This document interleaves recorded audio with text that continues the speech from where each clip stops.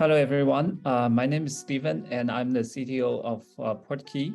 So at Portkey, we aim to create a user-friendly social recovery wallet that can bridge the gap between Web 2 and Web 3 and make Web 3 more accessible and ready to serve the mainstream. So to get some context, let's look at some numbers. Currently there are around 5 billion users on the internet and 3 billion on Facebook. And by comparison, there are around 200 million addresses on Ethereum. And the actual number of users is even smaller, as it's common for people to hold multiple addresses. And Coinbase has around 110 million users. As for dApps, Uniswap, the most popular dApp on Ethereum, claims that they have 4.5 million users.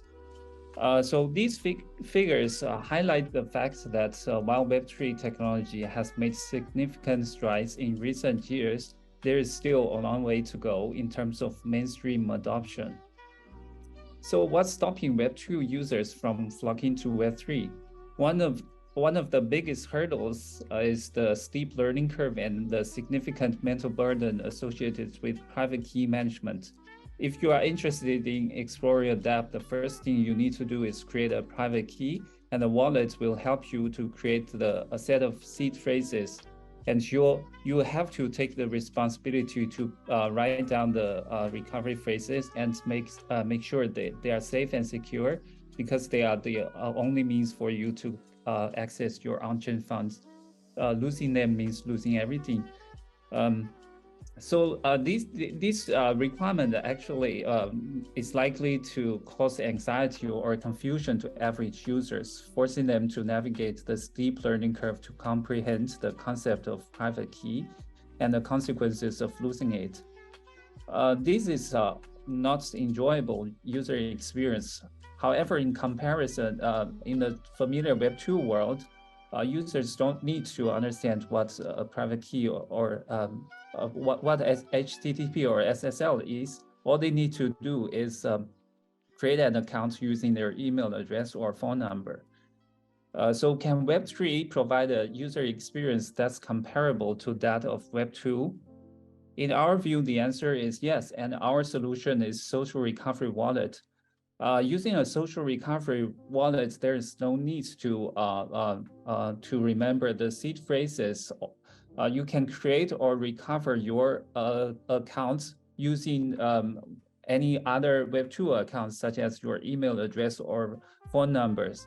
So this diagram shows how the social recovery wallet is structured. So essentially, it is a smart contract wallet where the assets are held against a smart contract account instead of an address that is tied to a fixed private key.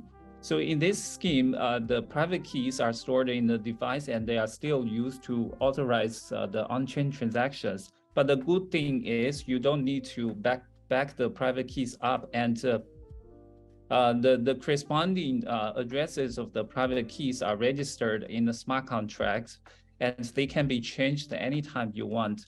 Guardians are here to help you with that.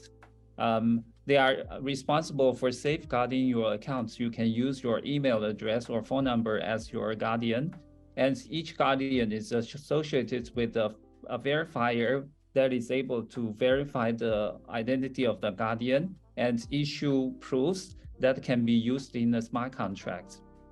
So in case if you want to perform operations like addition or removal of your manager addresses, you can collect the proofs from the guardians and perform the transaction. So to enhance the privacy of the users, so we are implementing a zero-knowledge proof-based verification mechanism so that the guardians can be verified without revealing personal information, not even the email address or phone numbers. So let's jump to the demo. So first, let's see how the account can be created. So it's actually pretty similar as how you would create a Web2 account. You can use your existing email address, and you need to select a verifier. Then the verifier can send you a verification code.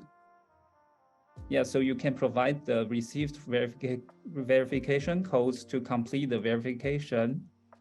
Then you have the accounts. You need to set a PIN to protect your device.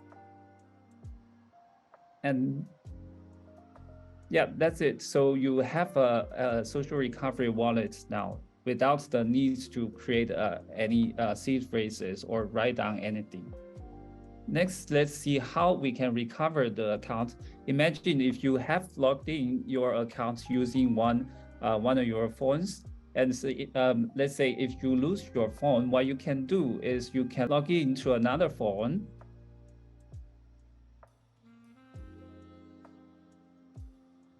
So logging in is pretty similar as creating an account. You just need to give the email address, and the verifier will send you the verification code.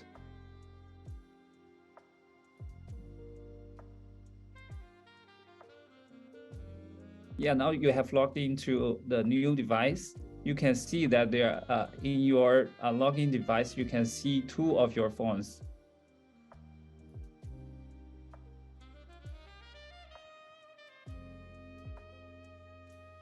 So to confirm that these 2 accounts are actually identical, let's see the addresses. You can see that the addresses are identical. So what you can do now is on your new phone, you can remove the old device so that if someone gets your phone, they cannot control your account. It's similar to other social recovery operations. You just need the approval from their guardians. Now the old phone has been removed. Okay, thank you, Cannot Stephen.